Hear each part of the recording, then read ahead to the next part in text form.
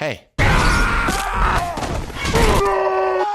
I was never going to love Zack Snyder's Justice League. You know that. Zack Snyder's Justice League is the grand finale, the end, for now, of his DC trilogy. A trilogy I never felt any kind of attachment to. I was never invested in his Bruce Wayne. I never cared for his Clark Kent. I never bought his Clark's relationship with his Lois. I didn't feel the weight, the emotion, the grief when he killed his Superman. I felt numb and angry for feeling numb. I felt the opposite of what his Bruce was feeling, the opposite of that pain, guilt, and newfound sense of responsibility to bring together this league of outsiders. So I was never going to feel the weight, the emotion, the hope when he found his League of Warriors. I was never going to feel anything when they brought Superman back to life. I was never going to grow attached to these icons, his version of these icons, because they aren't for me. They never were for me. I was never going to love Zack Snyder's Justice League. But this isn't a review. Fuck a review. You don't need my review. Reviews are too often used as an echo chamber. You made up your mind about my opinion when you saw the damn thumbnail. Here's the hack who liked Wonder Woman 1984 and adores Batman Forever but didn't vibe with the Joker. In your mind, I'm already an idiot or an idiot with no taste. You either loved, hated, or kind of liked Zack Snyder's Justice League, and no YouTube video should bother trying to change your mind. I just want to use our brief time together to talk about Zack Snyder, talk about me, and talk about his Justice League. But before we dive into that, I'd like to take 70 seconds to thank our sponsor for today's video, Morning Brew. Morning Brew is a free daily newsletter that gets you up to speed on business, finance, and tech news in just 5 minutes. As my channel keeps growing, getting more and more out of hand, I find it more and more interesting to learn about other businesses that aren't a complete snap neck like my own. I gotta learn how I can best set myself up for success and not end up dying in the gutter for no reason at all. I used to start my day browsing Reddit, endlessly scrolling on Twitter, hoping for something to give me the spark I needed to get out of my self-induced coma. Morning Brew is that something. It's the light that will inspire all of us, set us up for success by keeping us focused and up to date with news that's relevant in a fun, bite-sized package. See, I didn't even freaking know Paramount Plus was out. I now start my day with news that's witty, relevant, and informative, unlike traditional news, which is dry, dense, and deader than Martha Wayne. There's no reason not to subscribe to Morning Brew if you're interested in business, finance, or technology. It's completely fucking free and takes less than 15 seconds to subscribe. So click the link in the description below to subscribe to Morning Brew today. Thanks, guys. When I was 13 years old, I saw Man of Steel early, a few days before it was released to the public. My oldest friend and I got to go because we received these special Walmart tickets from his mom. And we loved it. We adored it. We thought it was the best superhero movie ever made. I ate the outrageous hype along with the oversized popcorn. But over the years, I grew to like it less and less. I became more drawn to different kinds of Superman stories. And then I started hating Man of Steel, Zack Snyder's Man of Steel, hating it with a passion. When I was 16, I saw Batman v Superman early, a few days before it was released to the public. My old man and I went to the IMAX trailer screening, and there, after a special message from Zack, we were given advance tickets to see the show. And we hated it. We despised it. We thought it was one of the worst superhero movies ever made. I ate the outrageous hate along with the oversized popcorn. And over the years, I somehow grew to like it less and less. I somehow hated Batman v Superman with more and more passion. Zack Snyder's Batman v Superman. Batman Does Not Kill, the video that helped put my channel on the map, was made at a time when I felt personally attacked by Zack's take on Batman, gunned down by his Batman. I made tons of stupid Snyder memes, spiteful and arrogant jokes about his movies, his characters, and himself. I thought I was funny. I thought I was insightful. I thought that my anger was somehow enjoyable, and the fact that my anger caused Zack's diehard fans to send me threats on Twitter made it all the more fun. But over the years, I have come to realize that it wasn't that fun or funny. Over the years, I realized that Zack Snyder wasn't some meme. He was a man, a person, a human who lost his his daughter, a human who has only ever tried to make the best movie he possibly can. Man of Steel is the best Superman movie Zack Snyder could make. He loved making it and hoped that we would love it too. Batman v Superman Dawn of Justice is the best Batman v Superman Dawn of Justice movie Zack Snyder could make. He loved making it and he hoped that we would love it too. I don't have to love those movies. I can even hate them, but I can't spread that hate. And I shouldn't have spread that hate. What was the point? Views, clicks, supporters? No, it was justification. I feel hurt by a Batman who kills and a Superman who snaps necks, so everyone else must feel hurt.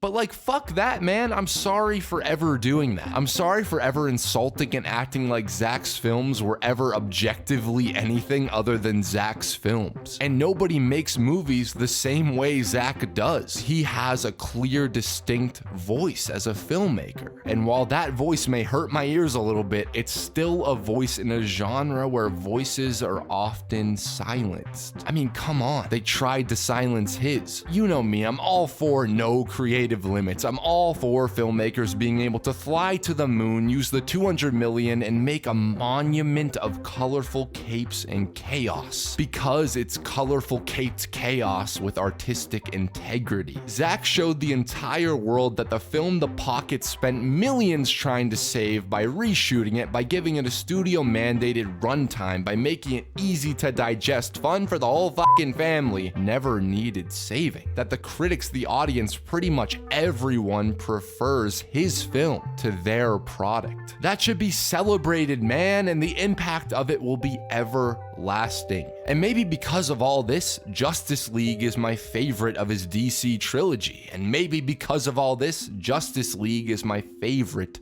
Snyder movie. I still haven't seen Al Ghul. But look, I'm not going to pretend for the sake of peace that I adored everything. Superman is still a stoic, silent, scowling kind of Can you hear me? I don't know how long I can hold this connection. I made a promise to myself that I would never talk about Justice League on my channel, but this isn't my channel. This isn't where I thought the road would end. Zack Snyder's Justice League had a long way to come back from being my least favorite movie ever. A really long way, and 4 years later, I'm absolutely fucking devastated to say that after finally firing up the fabled Snyder Cut, I enjoyed like 5% of it, max, which is better than the 0 I started at, but over time, I fell in love with King Zaddy's 2 prior DC movies for the humanity I saw in them and for the tangible, recognizable, complex reality that humanity was anchored in. I connect with Man of Steel and BVS for this, and this, more than this, and this. And this new Justice League is a whole lot of this. It's almost all this, presented in a towering 4x3 IMAX-style format so huge your TV isn't tall enough to fit it all. And I think Justice League is almost entirely defined by the choice behind that look. See, Zack's obsession in his DC movies has always been to make these heroes, these gods of modern mythology, feel huge, to feel iconic, to feel larger than life, and to leave us in awe. And here, by scaling the frame vertically and shooting in singles, those heroes can command more of that frame than ever before, with no excess image either side to take our attention away from them. Shall we?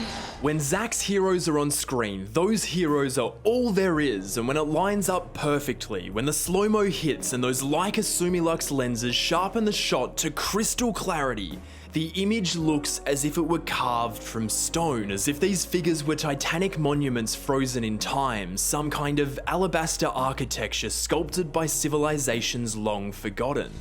Justice League is Zack aiming to be iconic in every single moment, every single frame, pursuing that vision without concession, and maybe it's just me, but when everything is gunning for the apex with that same intensity, that same ferocity, even in the moments begging to be quiet, then nothing can actually reach it. In the pursuit of that new testament of gargantuan comic book iconography and the crafting of these colossal sculptures of kings and gods and aliens from other worlds, I feel like something was lost in what's truly human.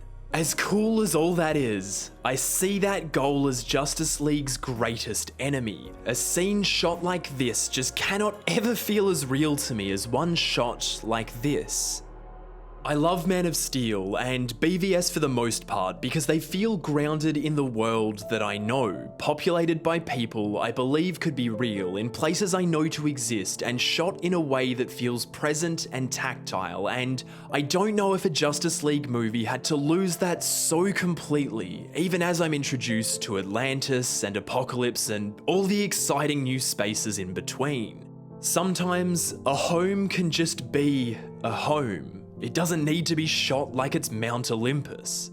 Justice League has reminded me that a movie can be about beautiful things, about connection and community and healing, and sometimes those things can be presented in a way that just doesn't speak to me at all. And while that might be a disappointing end to this 5-year arc I've gone through, from feverish rage to ardent adoration for Zack and his movies, disappointing for me just as much as it is for those hoping that I'd be right there with them through to the end, that's okay. Because it never was about loving everything Zack makes.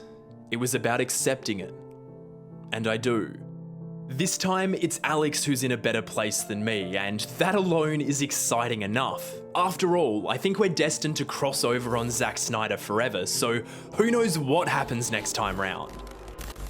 Thanks, Bailey. I've always had trouble with how Zack handles the human characters, those who do not hurl thunderbolts or as rich as God, characters like Lois Lane. And this movie didn't change that. Amy Adams gets little to do and the character of Lois gets even less. Her major dramatic scene is undermined by the reveal that Martha was actually the Martha Manhunter. In 4 hours, Zack has all the breathing room in the world, and I wish somewhere in that room or that cave, these gods acted a little more human, a little more like us instead of battle-hardened warriors or eccentric, electric, elevated comedic relief. We have tons of exposition spouted by these characters, mother boxes that need explaining, history lessons that need to be told, and I found myself wanting less of that and wanting to feel more genuine empathy, more real compassion and connection amongst the team. But I get it, man. They have work to do. We have action scenes to get to. We have a Superman to see. And Superman coming back to finally be the beacon of hope we were promised 8 years ago, only to wear the black costume for no reason other than it looks cool, while frying half the villain's head off while pounding him 100 times while barely speaking to his new teammates who he almost murdered in a state of confusion was disappointing. I'm also not sure what Snyder's point was in showing us a future where Clark goes evil, where he becomes depressed, cynical, and hopeless yet again. You know what I mean? No one stays good in this world. Listen, I won't waste any more of your time rambling about every little thing that made me not fall in love with the film, but even those things are all Zack. All of those ideas, the execution of those ideas show us exactly what he cares about, what he puts his focus towards, what he prioritizes. Steppenwolf is fire, a monstrosity with a mission, with soul. I was genuinely shocked at how much I felt for this spiky, visually overwhelming hulk of a beast. He's just a sweetheart who wants to get home. I was genuinely flabbergasted. What kind of word is that? I was genuinely flabbergasted at how much he had in common with Zack's Bruce Wayne. Both are broken men filled with a lot of shame, trying to use their last ounce of life left in their depressed souls to bring together these boxes, bring together these tortured loners, these broken warriors. Steppy Boy does it for Darkseid, Bruce does it for Superman. And in the process of that search, Bruce transforms from a vengeful killer with a death wish to a leader who has faith. Faith in man, faith in his new family. That's a great concept, a concept that Ben plays super well. And Zack has always been great with these concepts, right? These thematic things he wants to say. Whether he successfully says those things is up to you, but the broad ideas themselves are never not interesting, never not fun to think about. That's part of the reason why his work is so polarizing, why we scream about his work, argue about his work. Did he actually mean to say that? He's a genius. You just don't get it. But one thing I hope we can all agree on is that Zack fucking Snyder excels at creating beautiful vignettes, montages, little short films where every shot is meant to make you feel the most emotion you've ever felt in your entire fucking life. He's a master at it. That's why he works so well using comic book storytelling as his base. Every shot can be a panel. Every movement can be in slow motion. Every frame can be a mix of human reality and unimaginable fantasy. Watchmen's opening, Superman's first flight, the Wayne death, there's too many to count. And Justice League has one of these shorts for every character: Darkseid, Aquaman, Flash, Cyborg. I already established that the pre-established characters don't work for me. Soup's bats were never going to feel like soups or bats to me, and that's totally cool. But Cyborg, man. Cyborg is the fresh face, the new recruit, the new character who goes on an emotional journey that I can actually get behind, that I can feel, that we can all relate to. Ray Fisher, who has 1/100th of his actual human body not covered in CGI, is the standout here. Even in the studio cut, you can tell how much he cares about this character, how much weight and vulnerability he brings to this role. He plays Victor Stone with so much silent pain and painful longing to be loved, longing to do good. It's literally, not figuratively, not metaphorically, insane that they cut out this much of his character, this much of his performance in service of what? I'll tell you what, in service of Booyah, Booyah, Booyah. Hello, darkness, my old friend. And that's kind of a representation of the state of these movies. The fans go wild for bits like Booyah, but those bits are often empty. It's a slogan we remember fondly from our childhood that puts a smile on our faces. But Snyder does not care about the empty callbacks to your childhood. Fuck your childhood. Fuck the world. In a way, that's the conundrum of his Justice League. A film that so desperately needs to be made for adults but has lines like "Call me the Martian Manhunter." A film that wants to take what you know and turn it upside down, but what you know are these fictional icons who were invented for children. It's mythic, it's godlike, but it's also a teenager's fantasy where a badass guitar riff unironically plays anytime the Justice League are about to kick some alien ass to the curb. It's a grim parody and an artful deconstruction. It has heroes who smash people's heads in while the innocent watch, and then has those heroes ask the innocent to hope. It's a bleak nightmare where our gods use violence to solve our problems, and a hopeful dream where our heroes inspire us to have faith. It's an epic war movie that, in a way, is at war with itself by nature. It's Zack at his most gratuitous with constant slow-mo shots, overwhelming CGI light shows, and so much violence. But it's also Zack at his most sincere, and his version of sincere is as simple and beautiful as Alfred worried about a goddess messing up tea, or a butterfly flying onto a god's finger. He nails the iconography, the scale, the grandiosity. He nails it like few other comic book movie filmmakers do. He nails it all while giving it his all, doing it all his way. He's a sculptor, a visual stylist, and auteur, and you don't have to like that sculpture, those visuals, the art, to appreciate it. Say what you will, and I've said plenty about how he handles these characters, how he tells us their journeys, but you cannot deny that this is the work of an artist. This is not a product. This is not a toy commercial. This is an artist's expression in the grandest, craziest form. And that expression is shooting drama, shooting action, shooting it all with so much slow-mo, so much punch, impact, and importance that it all blends together to become an experience. A beautifully composed CG hot dog holds the same weight as a beautifully composed CG Batman. This is less a movie and more a trip into the mind of a unique filmmaker who is playing with these characters in his sandbox, molding these characters to fit his viewpoint on heroism, on gods, on man, and on our society. Let me sum it up this way. One of the most purposefully directed and enthralling moments in the entire 4 hours is a scene Snyder shot last year. A scene that Snyder clearly had an immense amount of passion for. A scene where a gun-toting Batman tells Jesus Jared Joker that he's going to... Make no mistake, I will fucking kill you. There's nothing less Batman, less DC, less heroic to me than that. A few years ago, I would have flipped shit about it, took it as some kind of attack on my nerd boy soul, but I've grown. At least I like to think I've grown to the point where that scene is something I can smile at, something I can love and appreciate. Not because it's faithful, not because I find it to be my kind of Batman or Joker story, hell, not even because this is my kind of movie. It's not. But because I truly know that Zack's broken gun guzzling Batman, who is going to, without a shred of doubt, fucking kill you, is the most raw, unfiltered, uncompromising perspective of a unique artist, a one-of-a-kind filmmaker who has never not stuck literally to his guns, to his vision. And that's the point, man. That's the point of this entire thing, the movement, the hashtag, all of it was to see that vision. And we saw it. We watched it. It was released, and it was 4 hours long. This wasn't made for me. This was made for the fans, for himself, and for his daughter. This is Zack Snyder's Justice League. And it's the best, most Zack Snyder's Justice League Zack Snyder could make. And that's kind of beautiful. I was never going to love Zack Snyder's Justice League, but that doesn't matter.